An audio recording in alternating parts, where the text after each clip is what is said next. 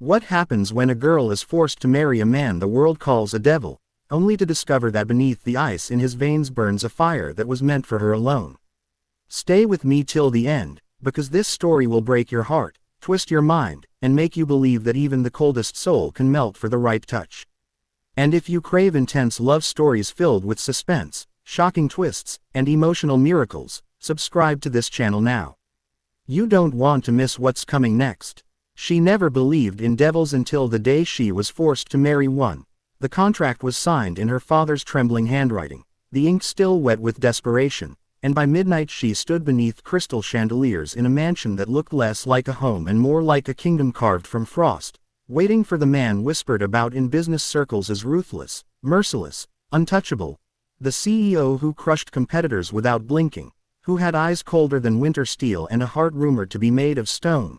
His name alone made grown men swallow fear, and when he finally entered the wedding hall, dressed in black like a shadow that had learned to breathe, the air itself seemed to freeze, his expression unreadable as he lifted her veil with fingers that felt like controlled fire. Not gentle but not cruel either, simply deliberate, as though he were claiming something he had already decided was his long before she realized she was being sacrificed to him. She had expected anger, dominance, perhaps even humiliation, but what unsettled her most was the silence, the way he said nothing during the vows, only watching her with a gaze so intense it felt like he was searching for something buried inside her soul. Their marriage was not born of love but of debt. Her father's company on the brink of collapse, saved by the very man now sliding a ring onto her trembling finger, sealing her fate with a quiet, almost imperceptible whisper against her ear. "You belong to me now," words that should have sounded threatening but instead carried an edge of something darker, deeper, something she could not name. The first night in his mansion was suffocating, the corridors endless, the staff silent as statues, and she prepared herself for cruelty because that was what the world had painted him to be. Yet when he entered their bedroom he did not touch her at first, did not even approach, instead loosening his tie and standing by the window overlooking the city lights like a king surveying a conquered empire. And when he finally turned toward her, his voice was low, controlled, almost distant as he said, "This marriage is necessary. You will be safe here. No one will harm you," a promise she had not asked for but felt settle into her bones. Days turned into weeks, and she discovered that the devil CEO was iced to everyone. Board members trembled under his sharp commands, rivals were destroyed with calculated precision, and even his closest executives feared disappointing him. But with her, something shifted subtly, invisibly, like cracks forming beneath frozen water.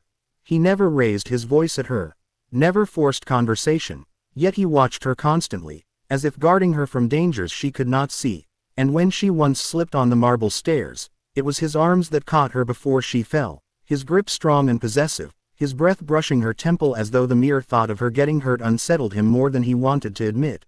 Rumors began to swirl that their marriage was merely strategic, that she was nothing but a decorative pawn, yet every night he returned to her room without fail, not demanding, not harsh, but with a hunger restrained so tightly it trembled beneath the surface. And when he finally kissed her for the first time it was not violent but devastatingly slow, as if he had spent years starving and was now tasting something forbidden, his cold exterior cracking in the privacy of darkness, melting only for her, his hands framing her face like she was fragile glass even as his lips claimed hers with a depth that left her breathless, senseless, heart racing wildly against his chest. She began to see glimpses of the man behind the monster. How he never slept more than 3 hours, how nightmares sometimes dragged him from bed in silent fury, how he carried scars not only on his body but in his eyes, shadows of betrayal and loss that no one dared ask about. One night, unable to ignore the storm inside him, she whispered, "Who hurt you?" And for a long time he said nothing, his jaw tight, until finally he answered with a confession that shattered everything she thought she knew. His mother had died protecting him from his own father, a man whose cruelty had shaped him into the ruthless figure he had sworn to surpass. And love, he believed, was weakness, until she entered his life. But the true twist came when she discovered that her father's bankruptcy had not been coincidence but manipulation orchestrated by someone within her own family, someone who wanted her married into the CEO's empire to spy, to steal secrets, to destroy him from the inside. And when she confronted her father, the truth unraveled like a blade. He had been threatened, blackmailed, Forced into the scheme by her uncle who sought revenge against the CEO for past business humiliation. Torn between loyalty and love, she chose the man she had once feared, confessing everything to him in a trembling voice, expecting fury, perhaps even divorce, but instead he pulled her into his arms with a force that felt like desperation and relief combined, whispering against her hair, "I knew," because he had known from the beginning there was a plot. Had married her not only to protect his company but to protect her from being used as a pawn, and the realization that he had walked into this arrangement willingly, shielding her without her knowledge, shattered the last wall around her heart. The real enemy struck soon after, kidnapping her in a desperate attempt to force the CEO's surrender, and for the first time the world witnessed the devil not as a calculating businessman but as a man undone, tearing through warehouses and burning alliances to the ground, his icy composure replaced by raw, terrifying fury, and when he finally found her bound in darkness, his hands shook as he untied her, pressing his forehead to hers as if reassuring himself she was real, alive, his voice breaking in a whisper no one else would ever hear. "If you were gone, there would be nothing left of me," a confession more powerful than any vow. After that night, everything changed. The distance vanished, replaced by a fierce tenderness he showed only in private. The way he brushed her hair from her face before meetings, the way he memorized her favorite tea and made sure it waited for her every evening, the way his kisses deepened nightly, no longer restrained but filled with devotion that left her dizzy, clinging to him as if he were both storm and shelter, and though he remained ice to the world, ruthless and untouchable in boardrooms, behind closed doors he melted entirely, his laughter rare but genuine, his touch reverent, as if loving her was both his redemption and his rebellion against the darkness that had shaped him.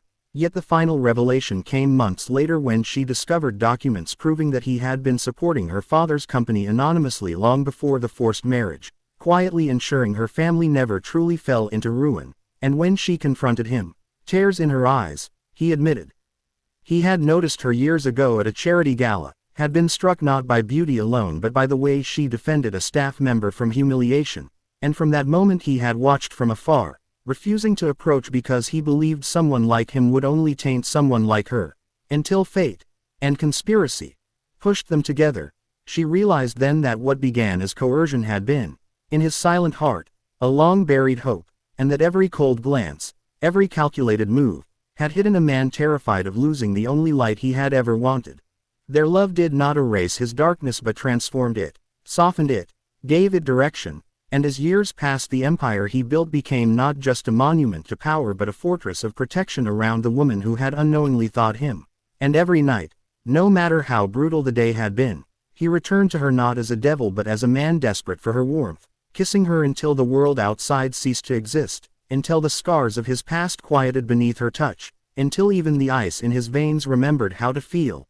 The world would always see him as untouchable, merciless, dangerous, but she knew the truth. The devil had never been born cold, he had simply been waiting for someone brave enough to hold him without fear, and in her arms, he was not a monster or a king, but a man who had finally found home.